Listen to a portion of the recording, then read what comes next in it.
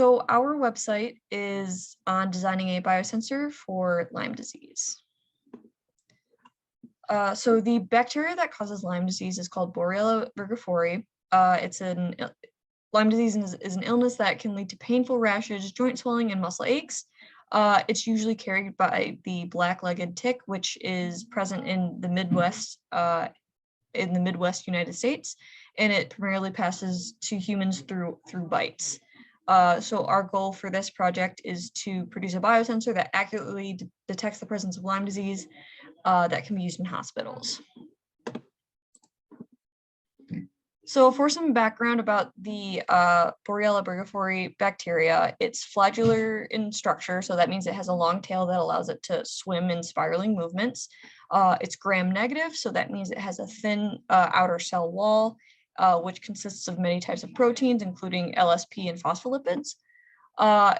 In addition to the flagellar structure, it also has a helical structure, fully known as a helical-shaped Spurgachet structure. And this is very common in serious pathogens that can be contracted in humans. Some of the significance of Lyme disease: it's not a fatal illness. However, if it's not treated, it can lead to permanent damage in the body, such as heart damage, like myocarditis, joint pain, or even neurological disorders. Around 240,000 to 440,000 tick-borne illnesses occur each year. So it's imperative that there is a biosensor that conducts early testing and diagnosis so that these numbers can be reduced. And usually the demographic that this illness affects is children 5 to 9 years old, because they have a larger chance of playing outside in tall grass where there could be ticks present. Again, the geographical prevalence of this disease is Midwest and Northwest United States, and it can also be present in some parts of Europe and South Asia. For current methods of detection, a two-tiered serology approach is used for Lyme disease. So this first starts out with an enzyme immunoassay, followed up by a Western blot test. The immunoassay test measures the antibody's response to the antigens, and then the Western blot measures the presence of antibodies in the sample. While this approach is very sensitive, it is difficult to detect the disease in its early stages, which is something that would be needed on the market for this type of disease. So in order for the biosensor to detect Borrelia burgdorferi, a certain component of the bacteria has to be reacted with, and this is called the target analyte. In this case, the target analyte is the flagellar antigen P41. The genetic length of our whole Borrelia burgdorferi bacteria is 4,943 base pairs, but the target gene itself of this flagellar antigen is 813 base pairs.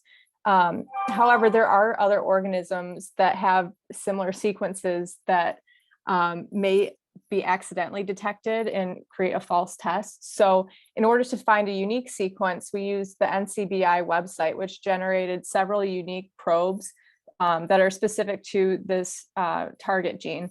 The chosen probe for our biosensor is demonstrated here. It's 20 base pairs long, and it has a 100% affinity for the probe and the antigen sequence.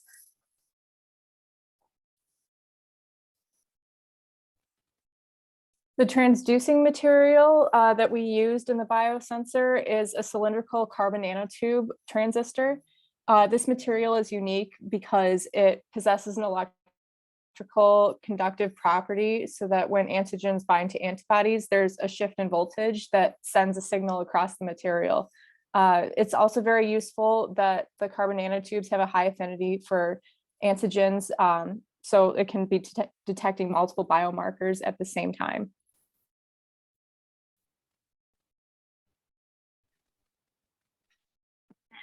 Mobilization chemistry that we will be using to immobilize the Lyme antibody and the P41 flagellar antigen to the transducing surface is random orientation with covalent attachment using NHS chemistry.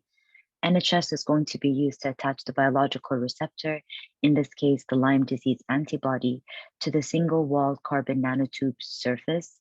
The sulfo NHS and EDC are used as activators for the cross-linked addition of the antibodies through available prime amine groups. And then the flagellar antigen will then bind to the epitope of the antibody.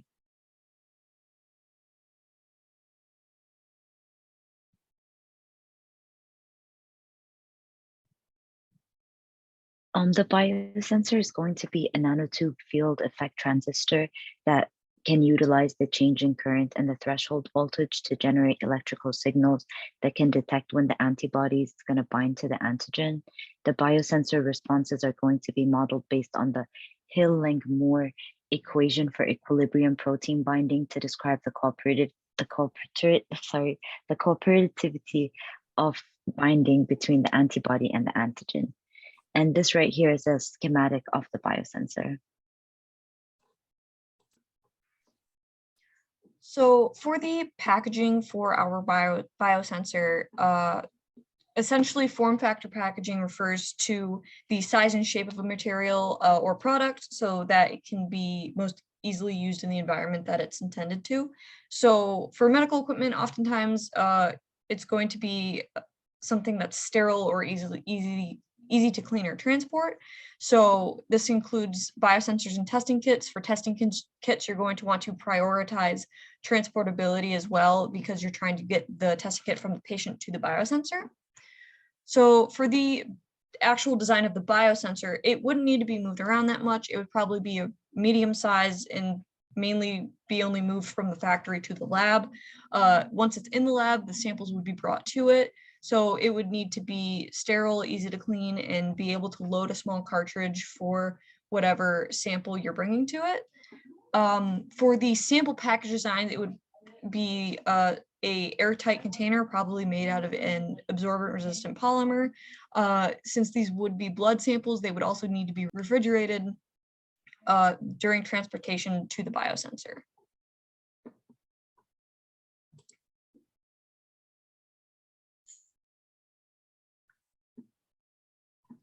One of the main lessons our team drew upon is the standard to which biosensors are held via testing, hygiene, safety, and usability, and how that impacts global wellness as a whole.